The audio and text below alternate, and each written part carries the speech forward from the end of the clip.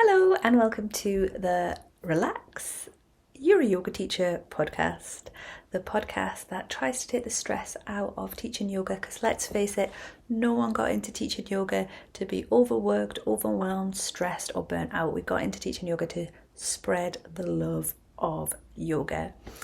Maybe you're a trainee teacher, you're still doing your teacher training and you just want some tips, some advice about how to set up. This place is for you. So whatever your reason for being here, I am so pleased that you are either watching or listening along.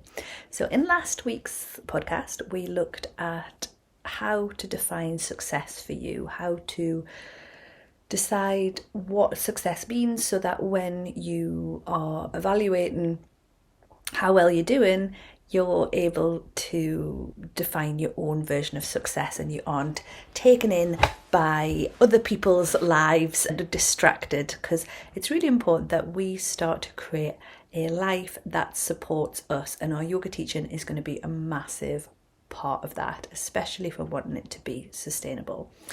Now, in that episode, I was talking about how there's lots of different ways of being a yoga teacher, and in this episode I wanted to have a little look at some of the most common ways that people can create their career as a yoga teacher.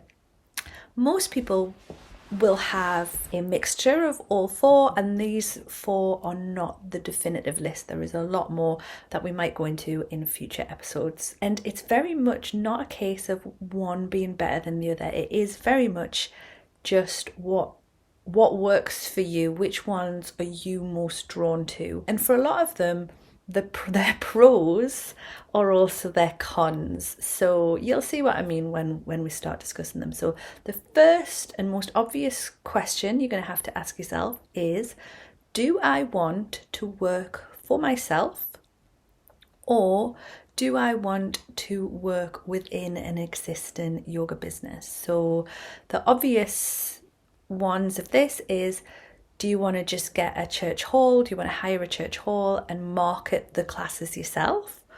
Or do you want to work within a studio or gym? Now, if you work within a studio or a gym, one of the lovely things about this is that you don't usually have to do any other work other than that. So it's brilliant for people who maybe have another job or have like caring responsibilities, people who literally just love teaching yoga. So if you want to just turn up, teach, leave, get paid the same amount, so you know how much is going to come through your bank. You just turn up, you teach, you leave, the end. That is probably going to be the option for you. It's a really good option. I did it for years. Some of my most fond teaching experiences were working in gyms and studios. I think there's a bit of snobbery about working in gyms in the yoga world, and I just don't understand this at all, because in my experience, when I've worked in gyms, it's invariably been a really lovely experience. Yes, you tend to find that the gyms aren't geared specifically to yoga, so you might find that, there's background noise. You might find that you have to do a little bit of bridge work to get people to understand what yoga is. There's also the thing that yoga teachers and fitness trainers, yoga teachers tend to want to get paid a little bit more than fitness trainers. So the business model is slightly different. So if you work in a gym, the hourly rate is quite often slightly lower than in a yoga studio. However, I've found that the gyms that I've taught in has been a nice experience. I've loved it. Like, having that ability to just turn up, teach and leave is perfect if that is what you want. If you're just wanting to do your yoga class and not have any of the other stress around it, that's a really good alternative. The cons of working in a gym or working in a studio is that you're probably not going to have much say over when the class times are. So they will say, these are the class times, which ones can you do? There you go, bish bash bosh. So you might not have much freedom when it comes to your own, though as an independent contractor, so if you're not an employee with the gym, or with the yoga studio, you will be able to say no to things as well. So but the classes will happen at a certain time, and it will be a case that you turn up and teach them. So you can't say, oh, I want a class on at this time, unless there's already a space there for it. You also don't have the creative freedom of the pricing, the branding, like that's completely out of your hands. You are not expected to market the classes, but it also means that you don't have as much creative freedom around creating the classes as well.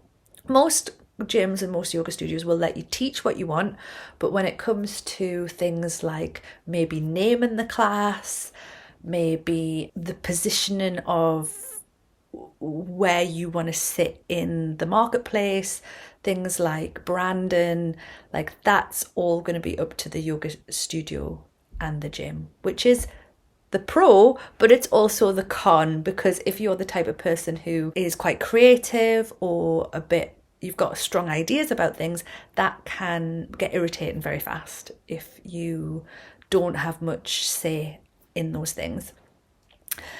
The other alternative, so what often happens is also, I forgot to say, is that if you're teaching in a gym or a studio, it's usually a pricing model where they either say it's a capped amount, so they say we give you X amount per class, or they say we'll give you X amount and then we'll pay per head. So they might say we'll give you this flat rate, and then for every person on top you get a certain amount. What's nice about teaching a studio or a gym is that you've got no financial risk, in that if nobody turns up, it doesn't matter, because you're still going, obviously it matters because it hurts your ego if no one turns up, but financially you're going to get paid whatever, like you're going to turn up, you're going to get paid, and that's it done. What can happen on the other side of that is if you want to set up your own classes, you will have the creative freedom to do whatever you want. You can brand yourself how you want to, you can put your classes on when you want to, you can price yourself how you want to, but you have to make this, which is really hard. It's hard to think of branding, it's hard to think of pricing, it's hard to like that. With that creative control, that creative freedom, it also comes responsibility, because suddenly you're not just a yoga teacher, you're also a marketer, you're a business owner. Then that's when you start have to thinking about things like other than personal insurance, maybe like contents insurance. You're going to have to think about like music licensing, you're going to have to think about websites, you're going to have to think about booking software. Suddenly all of that responsibility falls on you. But it also means that you get all this freedom. So if you have a burning desire to create if you have a really clear vision of how you want your classes to be, this can be a really satisfying and fulfilling way to run your classes. The cons of it is that, like we say, there's a lot of responsibility, but there's also the fact that the financial burden lays on you as well. So if you rent out a church hall, that church hall is going to want to be paid whether you get people in through the doors or not.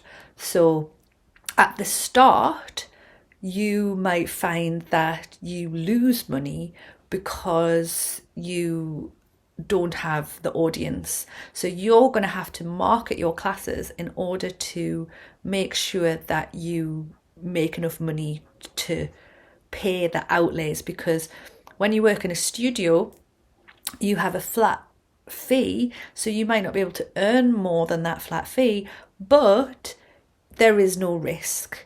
So when you set up on your own, you have the risk of losing money because that financial burden ends with you, but you have the opportunity to earn more money.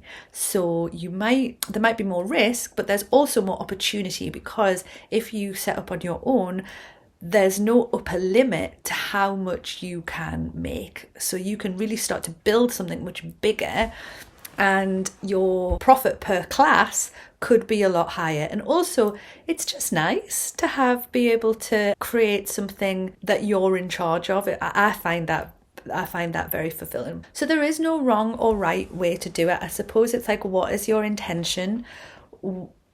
Is it that you just want to teach yoga, or is it that you want to build something? There isn't I know I keep saying it, but it's so true. There isn't a right answer. And do you know what? A lot of people do a mixture of the two. What a lot of people do is they might work for a studio while they're building up their own classes, or they might work for a gym while they're building up their own classes. Work in a gym and have your classes somewhere else. And if you're working in a gym or a studio, quite a lot of the time people work in more than one. So you can move around and work in more than one. But that can get quite tiring because people think that yoga teaching doesn't, they look at it and they go, oh, you're only teaching 6 classes a week. And you're like, yeah, but that is actually quite a lot. And with the travel on top of that, that can burn you out quite quickly. But most people will have a combination of all 4 of these different ways of teaching. So another way of teaching is to do private classes.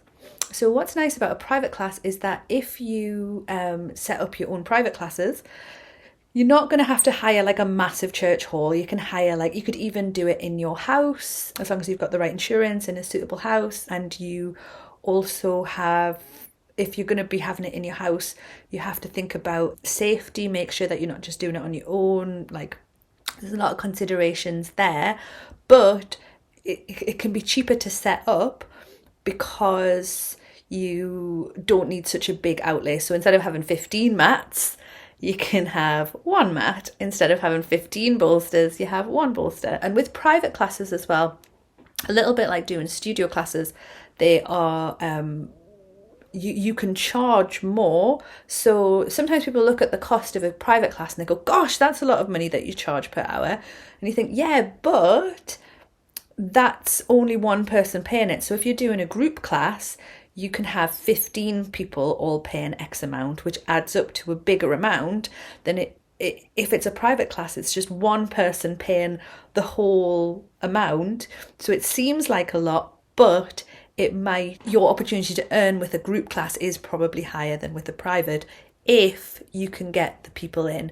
So with a private client, obviously you just have that one person, so you just having to get one person. The problem with doing lots of one-to-one private clients is that there is that cap of income. So you can only do so many, and you will get to a point where you're the only way that you can make more income is by having more clients. But then you can add other things onto your business. So don't really worry about that too much in the start. Private clients are great for people who want to go really in depth with someone. So with a group class, obviously we're not just dealing with one person, we're dealing with lots of people. So though you can go a little bit in depth with people, with a one-to-one, you're really working with that person and what they need. So it's a very rewarding way to work if you really want to go deep with someone. If you're really into connection, working one-to-one is a really lovely way. It means you have to be very strict with your boundaries though, because if you're working in this intense way with somebody, they may slip into, friend territory. So you need to be very, very careful with your boundaries. You also need to be really careful to, unless you are a counsellor or a therapist, you have to be very careful to, say, I am a yoga teacher, not a therapist. But working privately with people, you can build that it can give it's a way to set up your own business and have that freedom without having to worry about getting lots and lots and lots of people in. It does mean, however, that you're going to have to find that one person.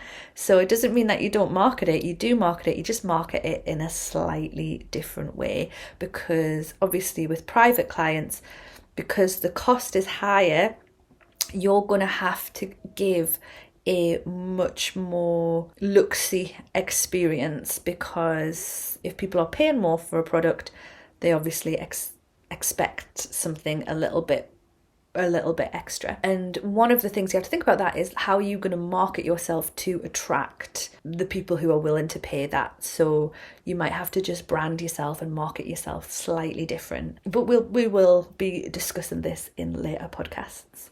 The other way of working is working with a business. So you might go into a school or you might go into a office and offer business to business yoga. So you might go in and do corporate yoga. This is a really nice way to teach. It's a very lucrative way to teach. You can charge a lot more to a business than to an individual. So a lot of businesses have budgets.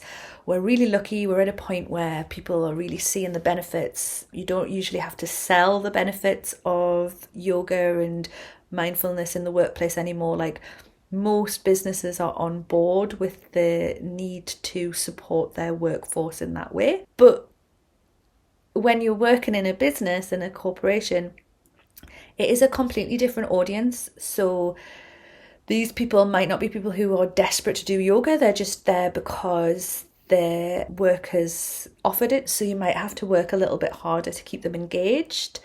You're always going to have to be justifying why you exist to HR. You're going to have to be, you can't just turn up and teach. You definitely have to have a little bit of bump and a little bit of, marketing and branding around what you offer and why. And, you're going to have to speak that corporate speak a little bit. It's a complete, your audience isn't, when you're doing corporate yoga, your audience isn't the people in your class. When you're branding yourself, your audience is the people who are going to be paying for the class. So that's going to be the business. And the other thing with corporate yoga is businesses do not pay their invoices.